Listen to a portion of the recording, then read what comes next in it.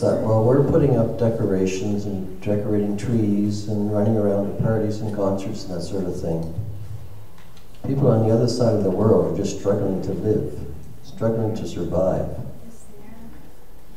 It's also incongruous that churches and mosques over there are filled almost every service.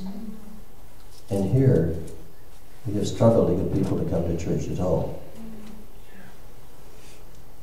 Perhaps it's because we consider Christmas more a holiday than a religious day.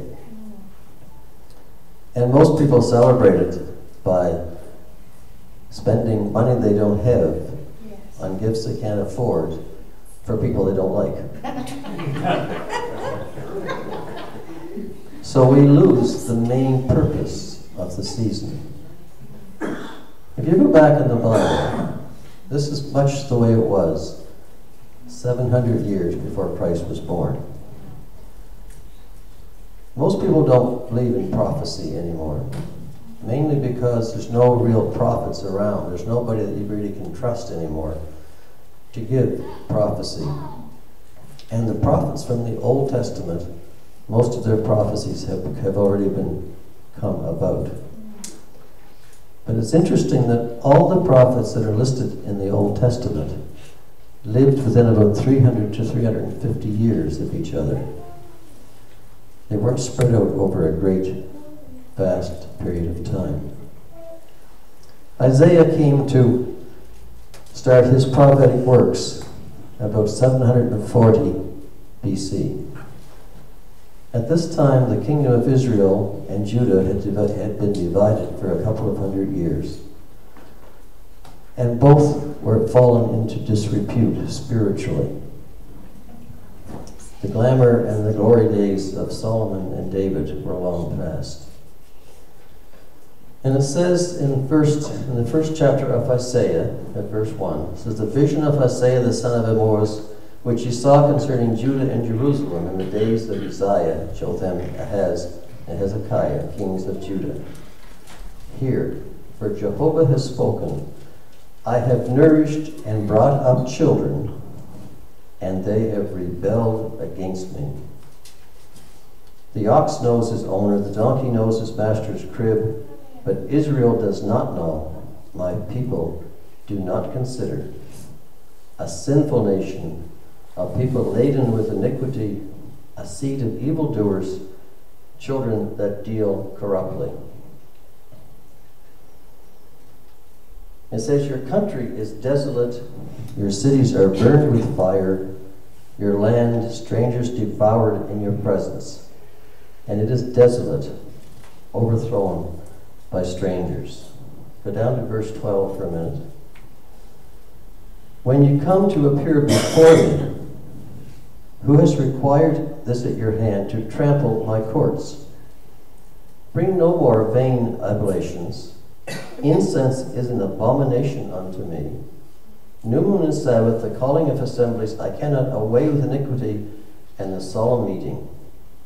Your new moons and your appointed means, feasts my soul hates. They are a trouble unto me. I am weary of bearing them. And when you spread forth your hands, I will hide my eyes from you. When you make many prayers, I will not hear." Does that sound something like what we go through today sometimes?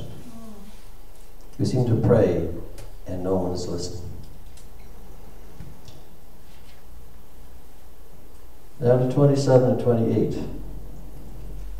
It says, "Zion shall be redeemed with justice, and her converts with righteousness. But the destruction of transgressors and sinners shall be together, and they that forsake Jehovah shall be punished." At this time, the whole country of Judah was rebelling against God spiritually. Now they were wealthy, they had money, but spiritually they were bankrupt. Israel was supposed to be the chosen people of God. And chosen really means that they were to be the servant of God, really to spread the word to the rest of the world. They were to be the means by which God spread his message. But they failed miserably. And if you go down into chapter 2, verse 5, 4 and 5, it says, he will judge between the nations and will decide many peoples.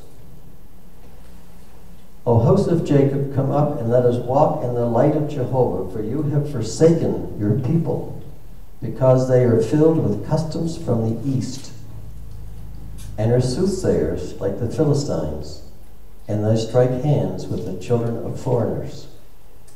And their land is full of silver and gold, neither is there any end of their treasure. Their land is full of horses, neither is there any end of their chariots. Their land also is full of idols. They worship the work of their own hands, that which their own fingers have made. Isaiah was saying to Judah that they had fallen on corrupt times. They were more interested in worshiping what they could do. They were more interested in being satisfied with themselves than they were with worshiping God. And as a result, destruction was about to come upon them. Because most of the book of Isaiah, as is most of the prophets, telling about the destruction and the problems that sinfulness was going to bring upon the people of Judah. If you go over to verse 17, or chapter 17 for a minute,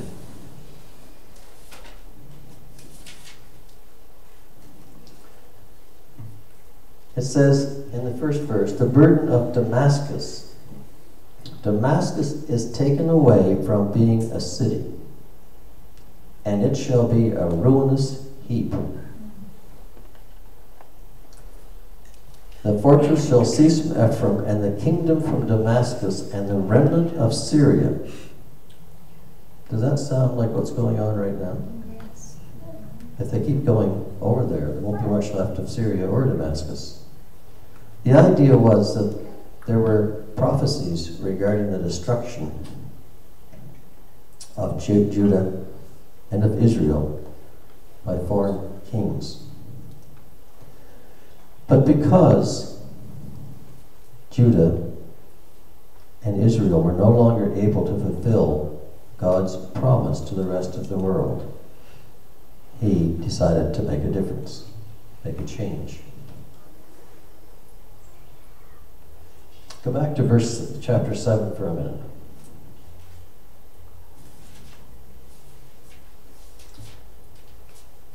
Ahaz was the son of Joram, the son of Uzziah, king of Judah.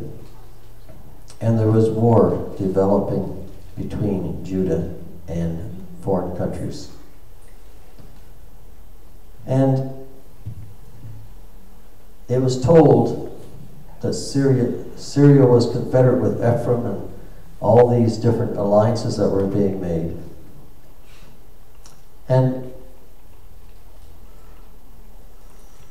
Isaiah said to go to, Jehovah said to Isaiah, go forth to meet Azaz and Shir-Jezub, thy son, at the end of the conduit of the upper pool, and say unto him, take heed and be quiet, fear not, neither let your heart be faint, because these two tales of smoking firebrands for the fierce anger of Rezin and Syria and of the son of Rebellion. Because they had said, let us go up against Judah, and set a king in the midst of it, even the son of Tabeels. So the head of Syria is Damascus, the head of Damascus is Rezin. It goes down through the list. And Jehovah spoke again unto Azaz, saying, ask thee for a sign of Jehovah. But Ahaz said, I will not ask, neither will I tempt. And he said, O house of David, it is a small thing for you to weary men. Must you weary God also? Therefore the Lord will give you a sign.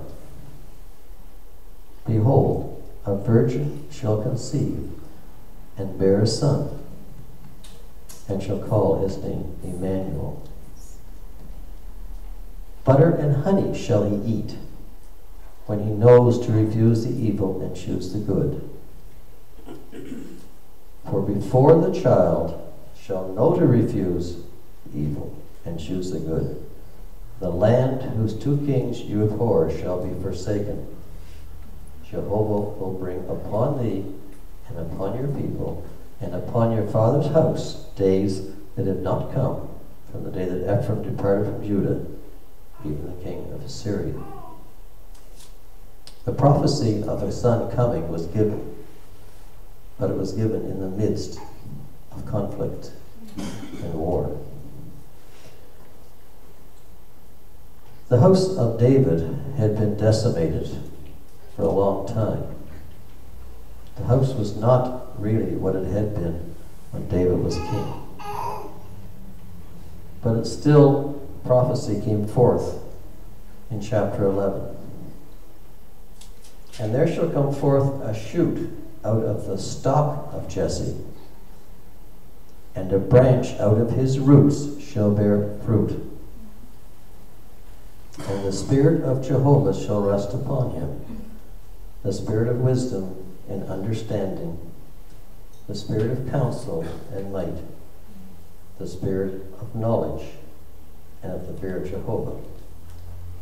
And his delight shall be in the fear of Jehovah, and he shall not judge after the sight of his eyes, neither decide after the hearing of his ears, but with righteousness shall he judge.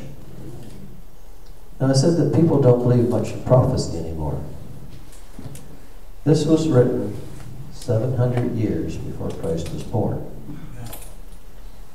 If you go back 700 years from today, in the 1400s, can you imagine what people of that day would think about what we have today?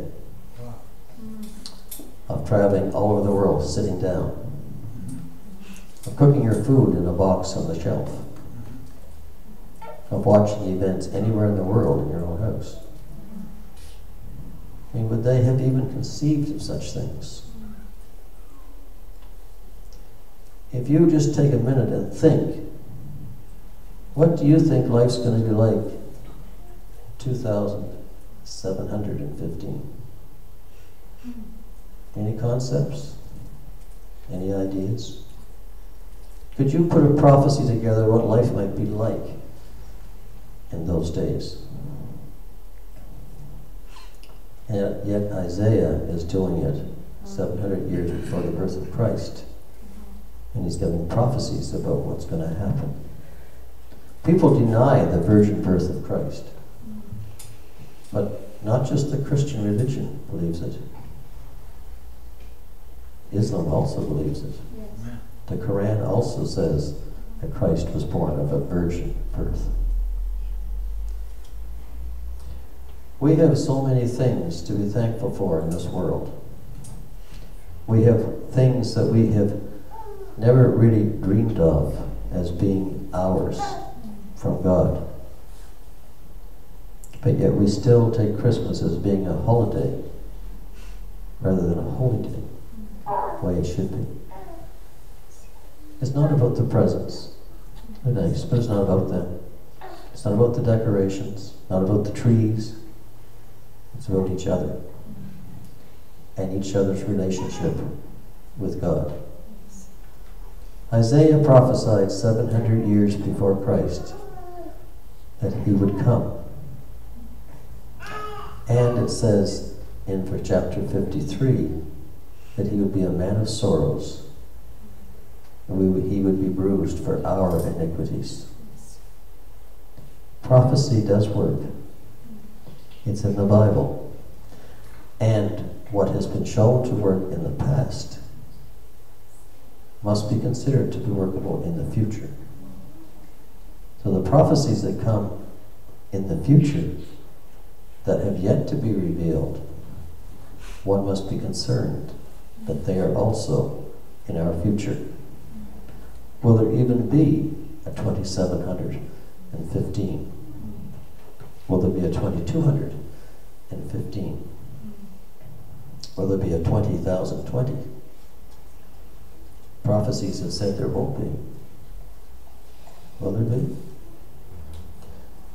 Prophecies that have listed and have been proven relatively accurate so far, all stop before 2020. Does that mean we have a few years left? Or hundreds of years left? I don't know. I'm not going to give an opinion on it. But I do know that however much time we have left, we should spend as much as possible in a relationship with God. Amen. And that's something we should all think about. Amen.